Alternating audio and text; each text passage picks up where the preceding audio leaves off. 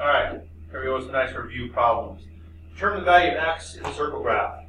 Pay close attention to the units. So number one, our units are percentages. Therefore, how much is in any circle? 100%. So basically, we just need to add up these three numbers and subtract from 100%. So 34 plus 14 plus 23 is 71. So if we subtract 71%, we get 29%. Okay. Now number two, we have a circle with degrees. Okay. So this is a semicircle. So y equals 180 degrees. Which means this is a semicircle. So x is equal to 180 degrees minus 61. Which is 119. So this is why we said pay attention to the units. Percent versus degrees. 360 in a circle, 180 in a semicircle. Which gets us back to this one. If we add those three numbers up, 120 plus 76 plus 94, we get 290 degrees. Now, that plus these two equals 360. So we have two x's plus 290 equals 360. So if we subtract 290 from 360, we end up with 70. And if we divide by 2, x is 35 degrees. So if we put a 35 here and a 35 here and add them all up, we will get 360 degrees. All right, this goes really quickly. So number one, we have a parallelogram here. Opposite sides are equal. So we just say 2x plus 8 equals 9x minus 5. Subtract 2x, add 5, and we get x equals 13 over 7. And that's okay. I know it's not a pretty whole number or a nice decimal, but that is the correct answer. You can plug it back in for x and find out that it is true. Okay. Another parallelogram, remember these two are going to be equal to each other. Opposite angles are equal. So 4x plus 24 is equal to 6x. Well, if we subtract 4x, we get 2x equals 24. And here's a number we like a little bit more. X is 12. If you plug that in, you'll get 72 for both of them. Now, these two are not equal to each other. And it should be obvious. Look at this one. Obtuse, acute. So they're not equal to each other, remember? They are supplementary. So x plus 9 plus 2x minus 15 equals 180. So that gives us 3x plus 9 minus 15 is negative 6. So we could write 3x minus 6 equals 180. Add 6 and we get 3x equals 186. We get 6, sorry. And if we divide by 3, we get x equals 62. And we plug 62 in for both those and add them together, we should get, and we will get 180. Now this is hard to see, but the way it's lined up, but these two are equal to each other. So 3x plus 7 is equal to 6x minus 1. Okay? Subtract 3x, then we get 3x. Add 1, then we get 8. And again, we get one of those nasty fractions. It's okay. So we plug it in here. The 3's cancel, and we get 15.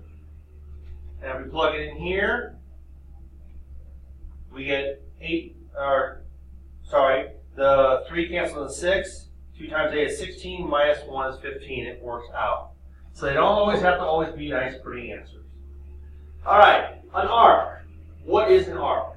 Well, the measure of a minor arc is the measure of its central angle. So the arc is this piece right here. Okay, think about it as the crust of a pizza.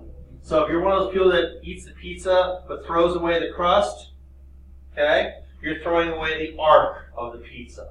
It's the edge, the outer edge. Okay, so the measure of that arc, which reads like this, measure of AB, arc AB, is the same as the central angle, which is this angle right here at the center. And the measure of the entire circle is 360, which should not surprise us by now. The measure of the major arc is the difference between 360 and the minor arc. So the major arc is what's left here. 360 minus 50, 310. And notice we use 3 letters for a major arc. So it goes from A through D to B. So key thing here, 3 letters here, only 2 letters for a minor arc. Keep that in mind. Okay, find the measure of each arc. Well, notice, right here, we know we have minor, major, and major because of the number of letters. So RS, and what that tells us is it tells us which direction to go.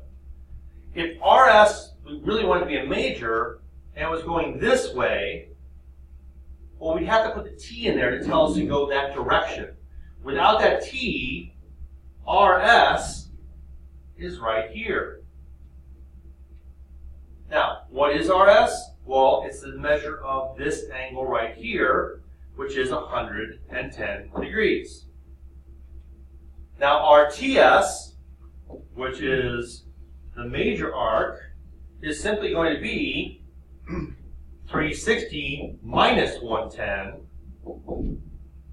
which is 250 degrees. So 250 plus 110 is going to give us that 360. Okay? And then for C, which is RST,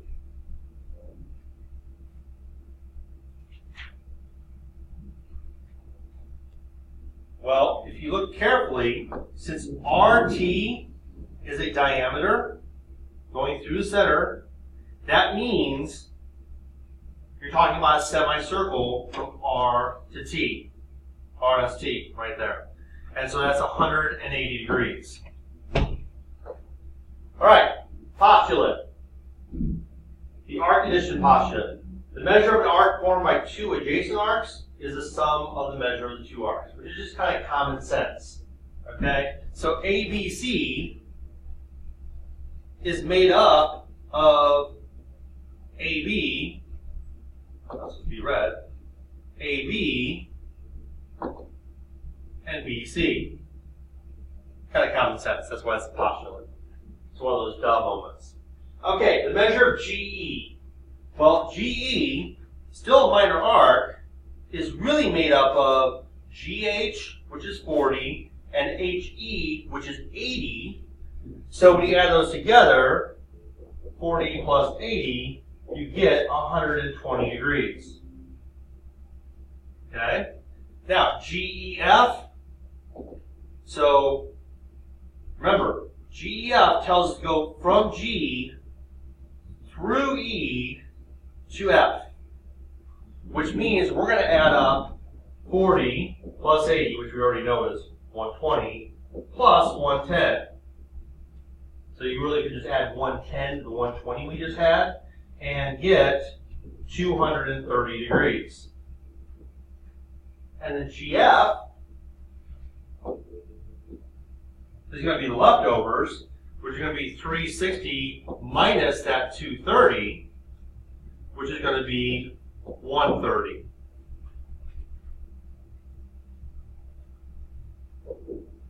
Okay, example 3. Survey asked teenagers whether they wanted to be a famous musician, athlete, actor, inventor, or someone else. This shows the results. So 100, now this is not percent, this is degrees. Okay? So it's not 108% because that doesn't make sense. It has only 100% in a graph. So these are all degrees. So, measure of AC. Okay? Well, it's still a minor arc. So, when you try to figure out which way to go, if we went this way, that would be more than a semicircle. So, that means we don't go that direction. We go this direction, AC. So, AC is 108 plus 29, which is 137 degrees. All right? Now, ACD. Well, that means start at A, go through C, and end up at D. Well, that's just the same answer we just had, AC plus 83. So if you just add 83 onto what we just had, 137, you get 220 degrees. All right? Now, ADC. That says start A, go towards D, and then end up at C. So that means we're going to add 79, 61, and 83, which ends up being 223 degrees. And last but not least, they want us to do EBD. Start E, go towards B, all the way around to D. This could also be called EAD or ECD. Or you can flip it around and go DCE, DBE, or DAE. The order doesn't matter, as long as you get both endpoints and one of the middle letters. So the quicker way to do this, instead of adding 83, 108, 29, and 79, the quicker way is just to subtract this one piece from 360 degrees. So 360 minus 61 is going to be 299 degrees. That's it. Okay, new theorem. Congruent circles theorem. Two circles are congruent if and only if they have the same radius, which makes sense.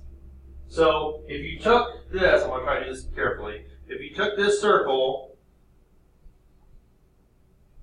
with that measurement radius, and then you put it here, look at that. It's the same circle, okay, because they have the same radius.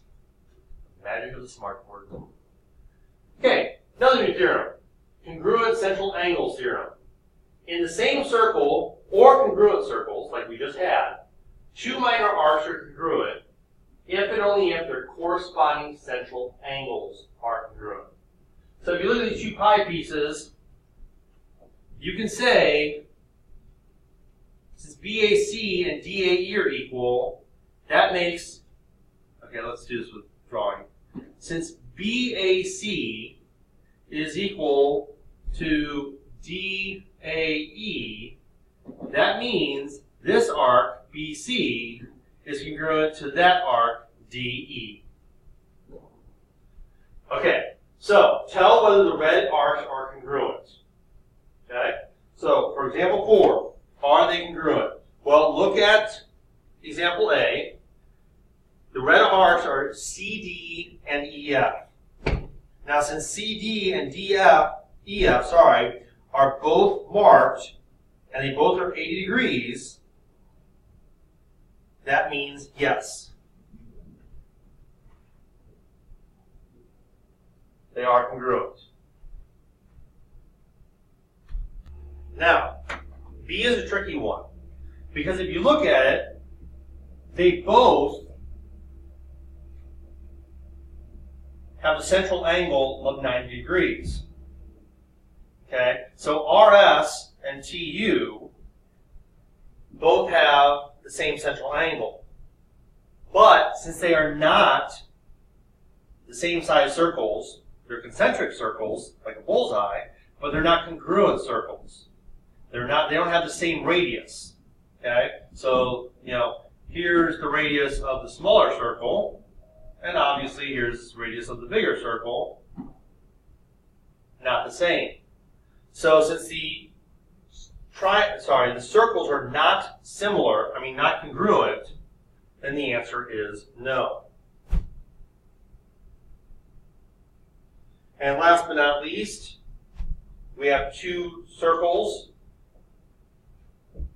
Notice this mark right here and this mark right here, which means the radii are congruent, which means the circles are congruent, and therefore, since they both have 95 degrees, the answer is a resounding yes.